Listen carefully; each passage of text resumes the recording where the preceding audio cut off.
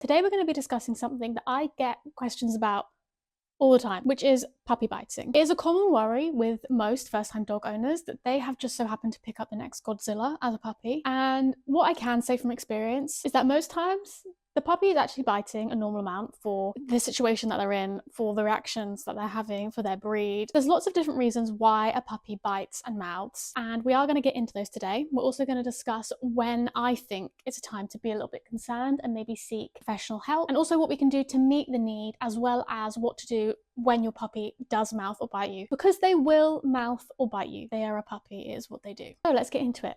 Puppy biting. The number one thing I'm always going to mention before and over anything else is pain. If you, in your heart of hearts, feel like my puppy is biting too much, like a strange amount, especially if you're a seasoned puppy owner and you've had puppies before, and you're thinking, oh my goodness, this puppy is biting a lot, go to your vet and have them check for pain. I would look out for things like, is your puppy yelping or mouthing or biting a lot when you go to pick them up or move them around? Are they yelping or mouthing or biting a lot when you are playing, more so than just the normal amount of puppy biting? Do they seem concerned about moving on and off objects? And then also after eating is a big one. It doesn't have to be a huge concern. It might not be musculoskeletal or a major issue. It might just be that something in their diet isn't right for them, and the only way they know how to express themselves is through mouthing and biting. You know your puppy best.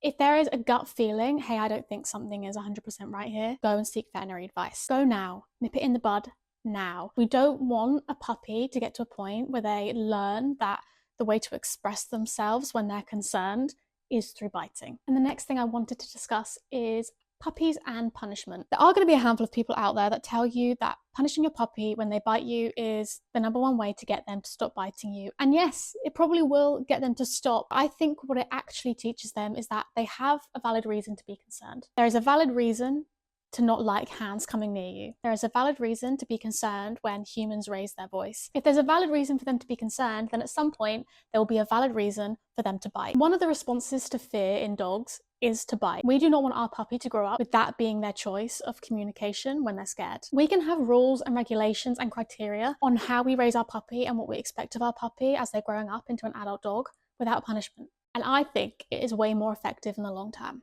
So let's discuss why puppies bite. The number one reason why puppies bite is that they're a puppy. Puppies explore the world with their mouth. This is why I say your puppy will bite or mouth you, because they need to learn not to. And if they don't have the experience of actually doing it, they're never going to learn not to. So a certain amount of puppy mouthing or biting is absolutely normal. Reason number two why puppies might bite is genetics. Some breeds of dog were bred to have things in their mouth. I'm thinking if you've got a retrieving breed, so a Labrador, a Golden Retriever, a Spaniel, even a Cockapoo. These breeds were bred to hold things in their mouths, so it's not surprising to me that they want your hand in their mouth. Reason number three is the litter size or the placement of the litter, or how your puppy has been raised. This is mainly going to be an issue for two types of puppies. Number one would be the singular pup, so they had no litter mates. These puppies usually struggle quite a bit with bite inhibition. They're not really sure how hard their bite really is. The other issue might be if the mum has rejected the pup. In these cases, puppies could still have a litter. If the mum is just rejecting one pup, that can be an issue and lead to a more mouthy and bitey dog. Reason number four would be a learned response or a behavior chain. If you are reacting the same way every single time your puppy bites you and it's reinforcing for the puppy, they're going to do it again. This could look like shoving a toy or a piece of food right in their face while they're still latched onto you. A pup might learn, hey, to get my needs met, to get affection and attention, if I just latch onto them, I get played with. I think there is a way of doing this, essentially the same thing, but in a better way, and we will get into that later. Reason number five your puppy might be biting is a lack of appropriate outlets. If you never give your puppy the chance to chew and shred and bite things, and then you're wondering why they're chewing and shredding and biting you, I might have an answer for you. It's because they simply do not have an appropriate outlet. It is a natural behavior for a puppy and a dog to bite down on things. This is not something we can prevent, but it is something we can fulfill. It's also really important to mention that sometimes puppies are teething. They have that pain, they're having growth spurts, they need an outlet. Number six might be that your puppy's not having enough playtime or appropriate playtime, or what I like to call an iPad puppy or an iPad dog. These are puppies that are kept in their pen or their crate all day and are just given solo enrichment toys like Kongs or snuffle mats or treat balls. These tools are all great at certain times in your puppy's day, but I don't think that this is the best way to enrich your puppy In fact, I know it's not the best way to enrich your puppy. I think what you get when you give puppies and dogs these enrichment toys all day without any actual connection is that you get a puppy and a dog that is desperate for connection. This is when I see dogs that launch themselves at you, dogs that jump up at you, dogs that fly by, bite you, dogs that whenever they see another dog, they're desperate to get to them and they're pulling on walks and desperate for sniffs because they are seeking connection everywhere they go because they're not getting fulfilled with connection during the day. And on the opposite end of this, we've got puppies that aren't getting enough rest and sleep. Truth is, if you're fulfilling your puppy throughout the day, they're probably going to sleep an appropriate amount. I want you to think about the amount any other baby mammal sleeps. It's a lot of sleep, and your puppy is no different. Your puppy doesn't just need sleep, they need deep rest. They need time to decompress. Everything is new to them, and that's quite stressful. The best way for a puppy to decompress is to spend some alone time. I'll be honest, if I'm ever holding a puppy and they start mouthing and biting me, the first thing I try is popping them in their pen and leaving them be. 99% of the time, they fall straight asleep. And the final reason your puppy might be biting you is because of you. Are we doing things that are encouraging the rehearsal of the biting behavior? Are we laying down on the floor with our puppy and then being shocked when they bite our ears? Are we going up to them and putting our hands directly in their face straight away and then being shocked when they go to mouth one of our hands? Puppies explore the world with their mouths. We cannot be surprised when they start mouthing us. Now I want to mention some red flags and things that I would look out for. These are the things that would lead me to go to a veterinary or clinical behaviorist and seek professional help. Number one would be drawing blood. A puppy might accidentally draw blood once, but once should be enough. In the same vein, if a pup is pulling at clothes or has torn clothes, this goes in the same category as that to me. For a lot of puppies, tearing clothes just means that they didn't get you quick enough to actually get your skin. I would be seeking professional help. I feel like this goes without saying, but I'm going to say it anyway. If your puppy has gone for or bitten any vulnerable adults or children in the home, that is an absolute no-go. You need somebody coming to your house to help you, like yesterday. Like you needed that yesterday. Like that is not something we play with, especially not children. Out of everyone to be bitten, children have the highest bite rates from dogs. This is not something we mess around with. This is something we need to figure out now. And then finally, I would look at the bite force. If your pup isn't aware of just how hard they're biting you, and even when you're reacting, they don't seem to care, I would seek some professional help. If you heard all those red flags and you're still like, I'm really not sure whether my puppy's biting is normal or appropriate, I want you to keep track of their biting. I want you to look at two things. Number one, the frequency of the bites and when they're happening. For example, if it's always happening after dinner, you might be able to see that maybe your puppy's diet isn't right for them and they're sensitive with something. If it's always happening after you've let them run down the stairs, are they in pain? If it's always happening during tug, maybe they have pain in their teeth or their neck or their spine. When we look at the frequency and when it's happening, it can help us decipher the puppy's why. And the second thing I would look at is how hard they are biting. If you can react to your puppy biting you and they kind of stop and like, whoa, okay, I wasn't expecting that reaction, and that gets better and better over the weeks, then I think we're in a good space. A lot of people won't track this, and so they might think that their puppy isn't actually improving. But if we note things down and we track them just in your phone notes or in a journal, then we've got more of a chance of realizing that we are actually improving with our pup. Now let's get into the good stuff, prevention. I did mention earlier on, we cannot fully stop biting. It is a natural behavior for a dog, but we can fulfill the need and teach them when and where it is appropriate to mouth and bite. There are some general rules that I would implement to prevent and stop puppy biting. The first one might be a bit of a shocker, but luring with food if your puppy is really struggling with mouthing you probably isn't the best thing to do. If you're putting food in front of your pup's mouth and then they're following that piece of food around, they're very likely to want to mouth at that piece of food and then be grabbing onto your hand. This is not something we want them to do. If your puppy is already struggling with mouthing, I would stop luring and move on to shaping. I already have a video posted on luring versus shaping, so if you're interested in that, the link will be in the description. The next thing I would do is prevent any sort of rehearsal of the behavior. If you know that after a certain point in play, your pup gets overstimulated and tries to start launching themselves at you or mouthing you, I want you to stop before you even get to that point. We want to prevent any sort of rehearsal of this behavior. If you know that when they're tired or when they're hungry or when they've just woken up that they are more mouthy, I want you to leave them be. I don't want you to try engaging with your puppy when they're past that point of learning. If they're really not listening to you and you can't get through to them at all, the best thing we can do is leave them be. My next prevention tip would be to look at your puppy's space. A lot of pups are given free reign of the whole house, and I think this can be quite stressful for your puppy. We can introduce them to each room slowly and one at a time, but for them to have one room that's like a safe space for them, I think really helps. And better yet, to have a pen in that room that they're safe in and you haven't got to worry about them in, 10 out of 10, highly recommend it. If we have to keep removing our puppies from rooms and situations and digging through bins and things like that they find really rewarding, our pup might learn that mouthing and biting us in these scenarios gets you to stop that. If we have a room where they're a lot safer and they can sort of do as they please, and we haven't got to keep reprimanding them or removing them physically from these situations, there's a lot less chance of them mouthing us. And finally, I would play choice-based games. There are a lot of videos from a lot of different dog trainers, and every dog trainer has a different method of doing this. I always recommend Steve Mann's version or Susan Garrett's version. I mean, they're two of the biggest dog trainers for a reason. I start all of my sessions with these sorts of games. Even with adult dogs, even with dogs I have trained 1,000 times, I want a dog to learn that their choices lead to rewards. Choice-based games will help teach your puppy that when they mouth you, they're actually not getting the rewards that they're seeking. So it's futile, there's no point of doing it. Okay, now let's move on to a prevention plan for our puppies mouthing and biting. The number one thing we can do is fulfill the need to mouth and bite. If we're fulfilling that need, they are less likely to want to rehearse this inappropriately or at times or with people or with items that we don't want them to bite. So how do you do this? You can give them things like chew toys or chew treats or cardboard and things like that to shred. But I would also really recommend on teaching your puppy how to safely and appropriately play one-to-one with you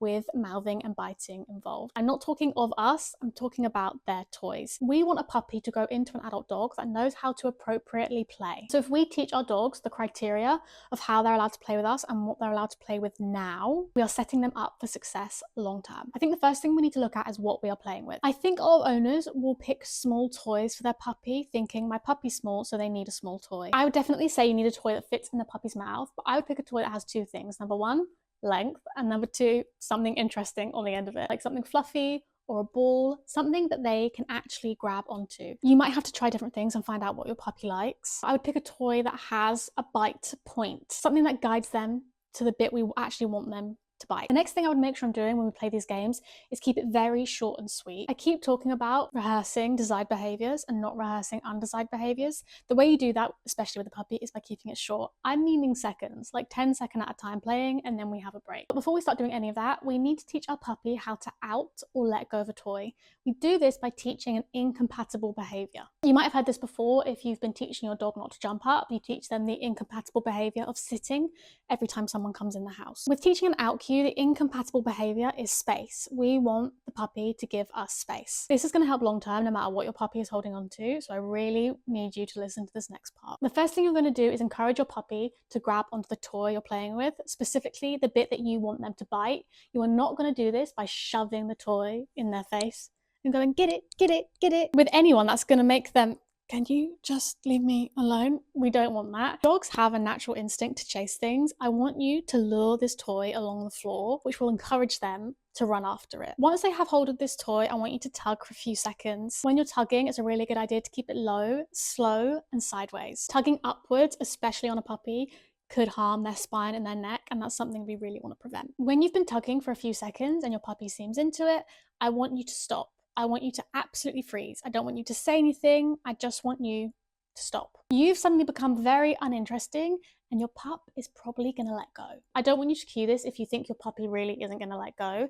If you kind of have to play and wait a little while until you think they're about to get bored of this, then we call that capturing, and that's absolutely fine. When we get to the point of introducing the cue, I do not want it to become a dead-end cue. This is where the puppy thinks, I don't actually have to listen on the first time, I can listen on the 10th time she tells me to out. So if you need to wait to capture that moment where you think your pup's gonna let go, that's cool. When your puppy lets go, I want you to do a few things. Number one, you're gonna throw your food reward out away from you and say the word search. I suggest you would have already introduced the search cue to your puppy. This is just letting your pup know that any food you drop on the floor, they're allowed to go and get. When your puppy is out going to get their food, I want you to bring the toy in close to you, and I don't want you to let your pup have it yet. This is when you can introduce the out cue to your puppy. So they let go, you can say out, and then send them off for a search. You'll get to the point where you can say out and your puppy learns that that means let go and give space. Do not say your out cue unless you actually think your puppy is going to let go. If you are in a desperate situation where your puppy is latched onto something and you want them to let go, but you genuinely think, if I say out now, they're not going to let go, don't say it. This is deadening the cue. We really want our puppies to learn that release cues are super, super important, whether that's being released to the toy or released out of the toy. The most important thing when it comes to release cues of any sort is that we are rewarding after the action. I really need you to remember that. If you are asking your dog for a release cue and they are not releasing, do not bring out the reward, do not bring out the food, do not try and bribe them out of it. This might teach them that the only time they actually have to release is when a food item's there, which is not what we want. We want action, and then we want reward. Any other variation of that classes as bribery in my eyes. I never want to be in a position where I have to bribe a dog, especially out of a mouth hold on anything. The next issue a lot of people deal with when it comes to puppy mouthing and biting is touch, husbandry, and consent. Teaching your puppy how to consent to touch is really important and will prevent so much mouthing and biting. If every time you pick your puppy up, they don't want to be picked up and they end up mouthing and biting you, you can bet money that every time you try and pick them up when they're bigger, they're gonna mouth and bite you. If they're scared of being handled in the bath or having their nails trimmed or being groomed, you're gonna have these issues long term. So I really need you to work on those husbandry skills now. There are so many videos on YouTube of how to help teach your dog to accept having medication, having needles, being groomed, being washed, having their nails trimmed, having their paws wiped. Work on all of these things now and think about how you can say yes to your puppy. I want you to work in such small increments and slowly graduate your way up that you're never in a position where your puppy learns, if I mouth or bite in this situation, they stop. I know what you're thinking, I won't stop, I'll just finish until the job's done. But they've still mouthed you. They've still bitten you. I don't even want them to get to the point where they think about mouthing or biting you.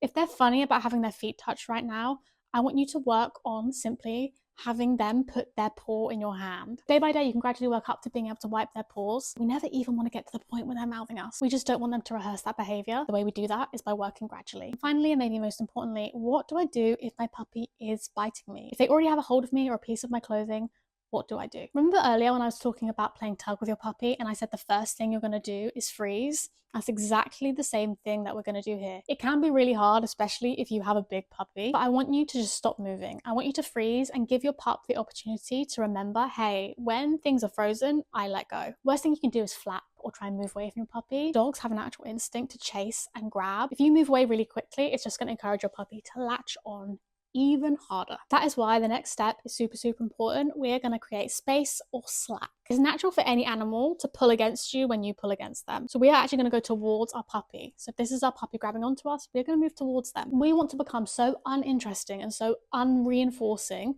when it comes to grabbing onto us that the puppy just doesn't want to do it anymore. They don't see any value in it. The next thing you can do in conjunction with creating slack is to yelp or vocalize. I find this really works. Some dog trainers really don't like it, but communicating with the puppy, hey, actually, that really hurts, can be enough to stop a lot of them. If they stop at this point, we can give them praise. The number one thing I will say is do not do what you were just doing that led to that mouthing and biting.